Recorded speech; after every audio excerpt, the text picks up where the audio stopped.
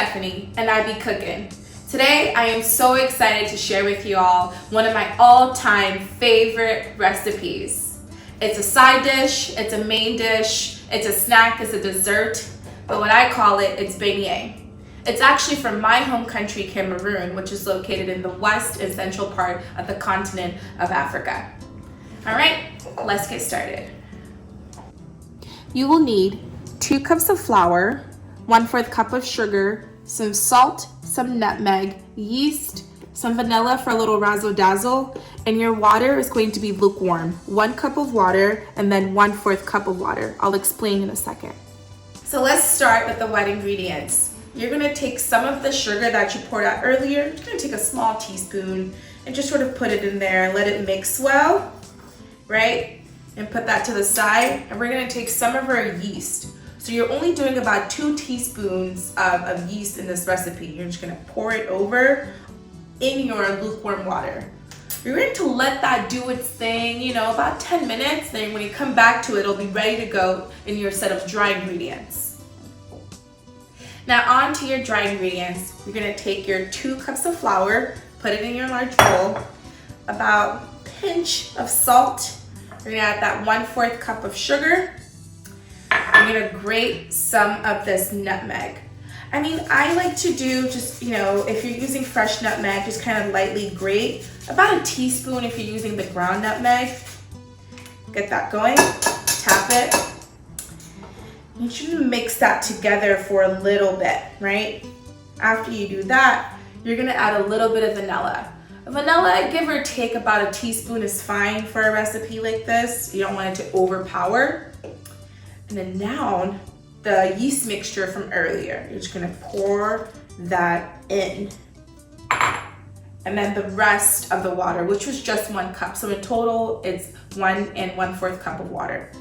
You're gonna put that together and you're just gonna start mixing with your hand, starting in the middle.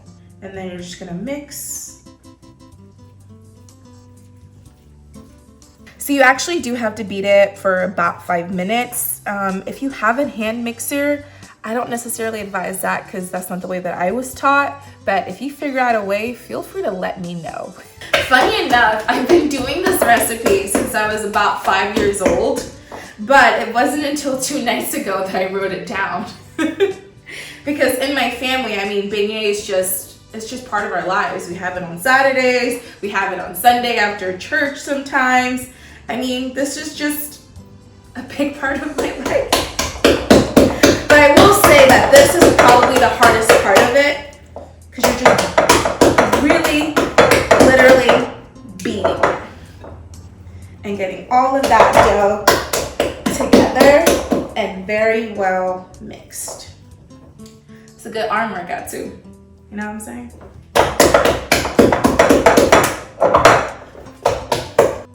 So once you've mixed it and beat it for about 5 minutes, it should look something like this. You're gonna take a clean kitchen towel or a cling wrap and you're gonna put it over it and let it rise for about 2 hours in a warm environment. Once you let it rise for 2 hours, it should look like something like this. You see kind of how it's a little spongy? That tells you it's ready. So after your dough has risen or doubled in size, you're actually gonna do the very first part of frying. So to fry, you'll need a pot of any size, but the major key here is making sure that the vegetable oil that you use is about 1/2 to 3/4 full, so that whenever you fry your beignets, they become fully submerged. All right, so now we gotta make sure that our oil is ready to go. So the way that I like to do it is just, take a small bit here and just sort of test it out to see. Take a small baby one. And yes, the dough is very sticky. I think we're about ready here. We can probably get started. All right. So now the super, super fun part. You take a large amount in your hand here and you just go crazy. You just sort of pop those babies in there. Get those going.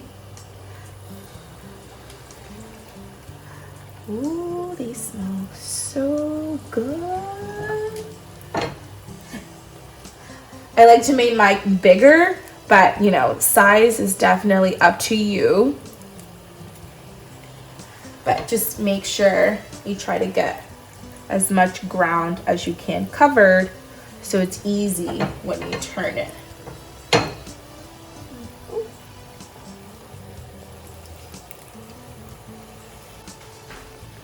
All right, now we're just sort of getting these babies all turned so they can be the same consistent color on both sides. Oh man, but the room is already smelling so good and I cannot wait to eat all of this, maybe by myself. All right, these look like they're about ready to go. So I'm gonna take them out real carefully. Another thing that Biggie has taught me is how to take things out with my left hand, even though I'm right-handed, because my hand is actually full of dough. But hey, at least I get to indulge, right? Let's take all of these out, including the baby one. Perfect. All right. Ooh, look at them. They're nice and golden brown. See, that only took about 1 to 2 minutes. So sure, it was a longer prep time in the beginning, but ultimately frying is about 2 minutes of your time.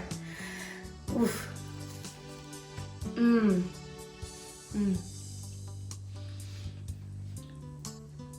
Wow, just like I remember from home. This has been so much fun. Thank you for learning how to make one of my all-time favorite desserts / side dish / possibly my main dish. I'll see you guys next time.